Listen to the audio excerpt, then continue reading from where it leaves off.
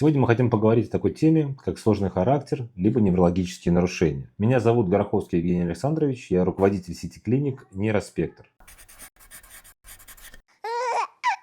Ну, давайте с вами сначала поговорим о том, что эти проблемы могут встречаться в разных возрастах, и родители очень часто, к сожалению, начинают как одно воспринимать за другое, и другое воспринимать как за первое, скажем так, да?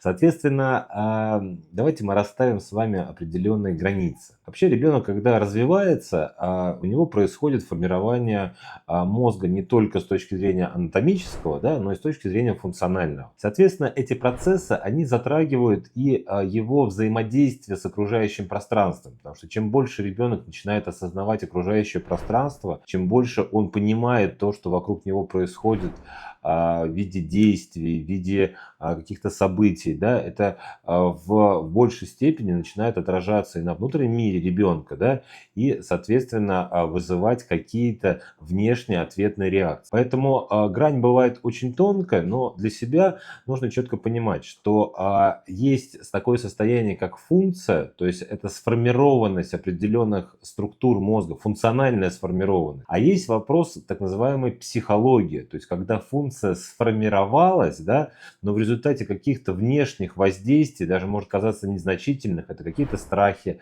это какие-то наказания ребенка, да, вот это взаимодействие нарушилось настолько, что, соответственно, у ребенка идут какие-то внешние агрессивные, может быть, реакции, может быть, повышенная плаксивость, может быть, нежелание выполнять какие-то действия. Если мы с вами замечаем нарушения со стороны функционального развития ребенка, такие как задержка развития понимания речи, такие как задержка развития моторного компонента речи, те же самые, например, дизартрии, то есть каши во рту, либо нарушения, связанные с формированием уже более высоких уровней, потому что ребенок например, гиперактивен, у него нарушено внимание, нарушена концентрация. Это все признаки, да, дисбаланса функционального развития, которые могут точно так же отражаться на поведениях ребенка, то есть на восприятии ребенка окружающего пространства. Да? Соответственно, это может маскироваться под процессы, что ребенок хочу, не хочу, буду, не буду. Чаще всего это имеет, скажем, такую внешнюю только маску. А за этой маской у нас стоит, что не могу, не получается, да, и ребенок старается избегать, соответственно, каких-то непонятных ему либо не получающихся действий. И часто именно такое поведение воспринимается как плохой характер, сложный характер. Второй момент, когда ребенок у нас развивается с вами эффективно.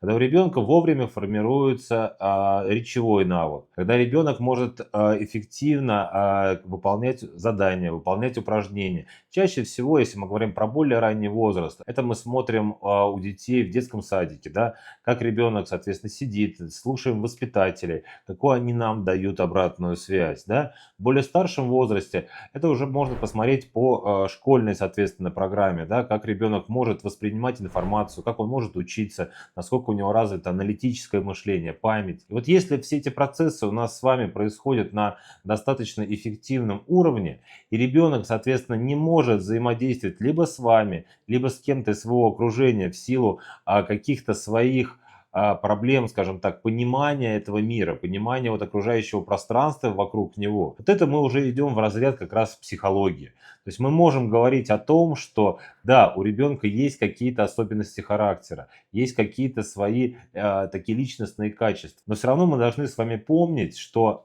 все черты характера, они тоже формируются, ими тоже можно управлять, да, и да, у нас к определенному возрасту, где-то к возрасту 15-20 лет происходит такая некая стабилизация всех наших процессов, как физиологических, так и психологических, скажем так, да, и, соответственно, если вы видите, что у ребенка, да, имеются какие-то и все-таки больше психологического характера проблемы, да, то тоже не нужно оставлять, наверное, на на авось, да, а попробовать с этим поработать. Но сначала нам все равно нужно с вами понять, эти процессы связаны либо с физиологией, либо с психологией. Для этого есть различные специалисты, да. Есть специалисты-нейропсихологи, которые могут оценить именно функциональное развитие ребенка, да, с помощью специальных тестов, да, которые соответствуют каждому возрасту. Они проводятся в игровой форме. Либо второй компонент тоже, который может нам показать и дать возможность это понять, это психологи, да, именно специальные детские психологи,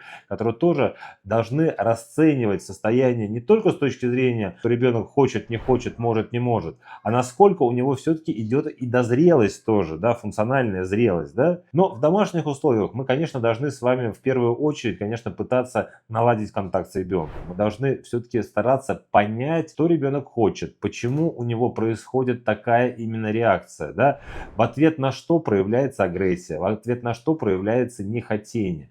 Потому что чаще всего мы, как взрослые, пытаясь навязать ребенку свое собственное видение мира, которое очень сильно сейчас меняется, которое очень, ну, скажем так, изменяется под воздействием разных, как внешних, так и внутренних факторов нашей, нашей среды, да, а, соответственно, пытаемся навязать именно свою манеру поведения, что может вызывать ответную негативную реакцию, да.